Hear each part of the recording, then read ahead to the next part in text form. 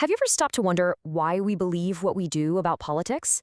Well, today we're going to dig into how the biggest moments of the last century have totally reshaped the American mind, especially when it comes to one big question. What is the government's job, anyway? It's a classic question, right? Kind of like the chicken or the egg. But when you look at our political beliefs, it becomes pretty clear that huge events don't just happen around us. No, they get inside our heads and fundamentally change how we see the world, creating ideas that can stick around for generations. So here's how we're going to tackle this. We're going to trace this whole story through 5 key phases. Think of it like following a giant pendulum of belief as it swings back and forth through American history. All right, let's kick things off with our main idea, this pendulum of power. You're going to see how it's just constantly swinging between two totally different visions for what America should be. Okay, here's a way to think about it. Imagine a major crisis, like a depression, a huge war, or, a pandemic. These events are like a blacksmith's hammer. They take our old, comfortable beliefs, stick them in the fire, and then hammer them into something completely new, forcing us to rethink everything we thought we knew about government's role in our lives. And this is our roadmap. We're going to hit these 5 major turning points, starting way back in the Great Depression and bringing it all the way to today. Each one of these moments totally redefined America's relationship with its government. So our story really gets going in the 1930s. This was a time when a crisis on a scale that's frankly hard to even imagine today forced Americans to look to Washington for help in a way they just never had before. Just let that sink in for a second. 25%. 1 out of every 4 people who wanted a job couldn't find one. This wasn't just a statistic. It was a complete and total shattering of faith in the idea that the free market could just fix itself. The old way of thinking was officially broken. So what happened? Well, in response, FDR's New Deal rolled out programs that are now just part of the furniture of American life. I mean, think about it. Social Security, the FDIC making sure your money is safe in the bank. These things established a brand new idea, that the federal government actually has a responsibility for the economic well-being of its people.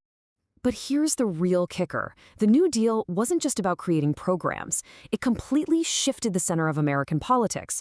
What was once seen as totally radical government overreach suddenly became the new normal. It set a new baseline that really both parties would work from for decades to come. And that idea, that government is the solution, really hit its peak in the 1960s.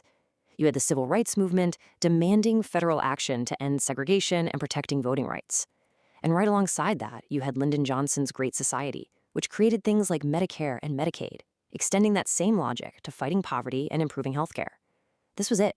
This was the absolute high watermark for liberal confidence in government. But you know how pendulums work. They don't just stay on one side forever.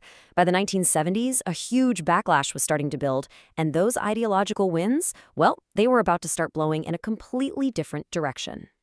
The problem that kicked it all off had this weird, ugly name, stagflation. All of a sudden, prices were skyrocketing, but unemployment was also high. That just wasn't supposed to happen, according to the experts.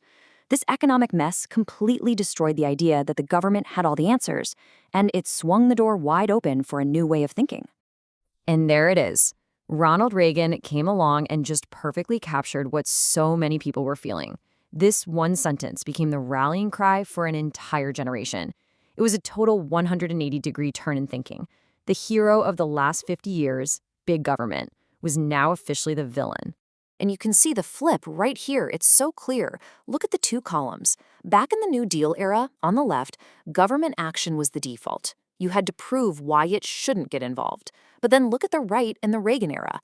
The whole script flipped. The free market was the default, and now the burden of proof was on anyone who wanted the government to do more.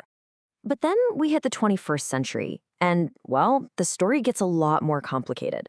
That pendulum doesn't just swing neatly back and forth anymore. It kind of starts to scatter, getting pulled in all sorts of different directions by new crises and new arguments. After 9/11, the big debate wasn't just about taxes and the economy anymore. Suddenly, there was this powerful new tension at the center of everything. How much personal freedom are we willing to give up for collective security? And that question didn't fit neatly into the old Republican versus Democrat boxes. It created some really strange bedfellows. Then, not long after, the giant fight over the Affordable Care Act brought that old economic debate roaring back to life. I mean, the ACA is the perfect snapshot of the modern divide.